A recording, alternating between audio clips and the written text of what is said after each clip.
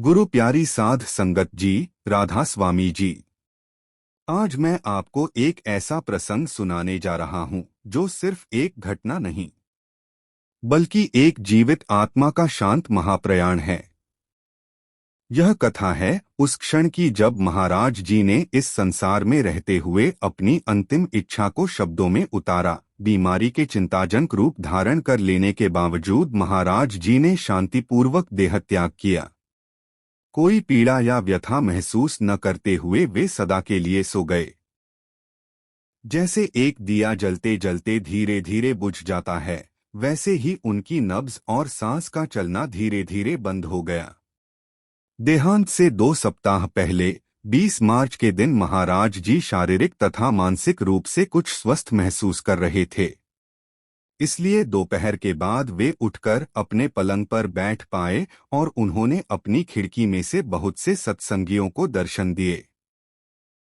फिर 1:30 बजे 68 वर्ष के बुजुर्ग, सफेद दाढ़ी वाले उनके सबसे बड़े बेटे, उनके पोते, उनके प्राइवेट सेक्रेटरी तथा उनकी विश्वसनीय सेविका बीबी रल्ली की और खुद मेरी उपस्थिति में सेक्रेटरी ने वह कागज उन्हें पेश किया जिस पर उसने उनकी अंतिम इच्छा दर्ज की थी। वह इच्छा लिख लाने का हुक्म महाराज जी ने उसे पिछली शाम को ही दिया था।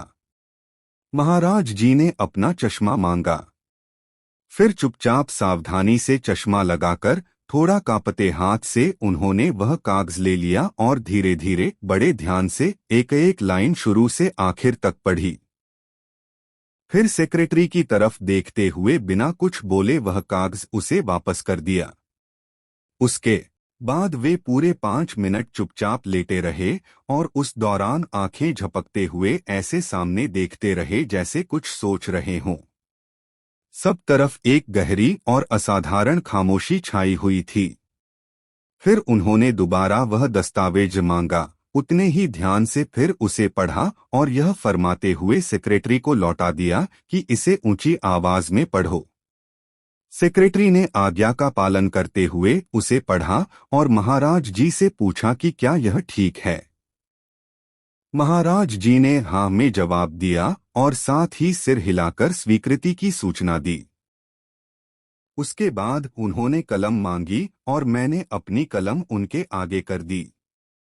कलम हाथ में लिए हुए उन्होंने प्रश्नात्मक दृष्टि से अपने पोते की ओर देखा, जिस पर वे सदा बहुत विश्वास करते थे, और फिर उस अनमोल दस्तावेज पर हस्ताक्षर कर दिए जो उनकी अंतिम इच्छा और उनके उत्तराधिकारी का नाम सूचित करता था।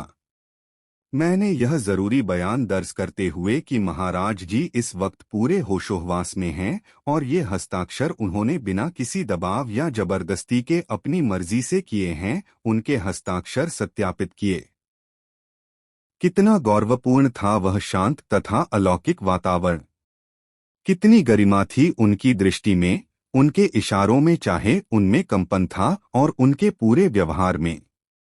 जितनी शान से महाराज जी ने वह कार्य संपन्न किया उससे हम भाव विभोर हो गए और हाथ जोड़े उनके पावन चरणों में गिर पड़े। ओह, कितना दुखदायी था यह विचार कि अभी तो वे जीते जागते यहाँ हमारे सामने हैं और जो काम उन्होंने अभी किया है वह इस बात का सूचक है कि जल्दी ही वे देह स्वरूप में हमारे साथ नहीं रहेंगे। कभी नहीं भूलेगी मुझे वह खामोशी और तिस पर वह पूर्ण शांति जो मानो अपार प्रभु कृपा से सनी हमारे रोम रोम में समाये जा रही थी। महाराज जी अपने पलंग पर नीले रंग की एक बड़ी गद्दी के सहारे बैठे हुए थे। उन्होंने सफेद अंगोरा ऊन की शाल लपेट रखी थी। सिर नंगा था, उस पर पगड़ी नहीं थी। उनकी आंखों में एक अकथनीय दृष्टि थी जिससे सर्वोच्च सत्ता तथा आध्यात्मिक शक्ति प्रसारित हो रही थी। उनसे ऐसा कुछ प्रवाहित हो रहा था जिसका मैं वर्णन नहीं कर सकता, इतना अलौकिक था वह। उस एक के समक्ष जो सब कुछ जानता था हम अपने आप को अत्यंत तुच्छ, अत्यंत क्षुद्र महसूस कर रहे थे। फिर मानो हमारे अंतर में एक ऐसी गहरी शांति समा गई जिसने यह संसार जिसमें हम जीते हैं हमें भुला दिया। हमें तो अपनी भी सुध नहीं रही। हमारी आंखें खुशी के आंसुओं से भर गईं हमारा संपूर्ण अस्तित्व उन महान सतगुरु की दिव्यता के आनंदमय वातावरण में तरबतर हो गया। साध संगत जी, यह केवल वसीयत नहीं थी, यह एक सतगुरु का शांत विदा लेना था।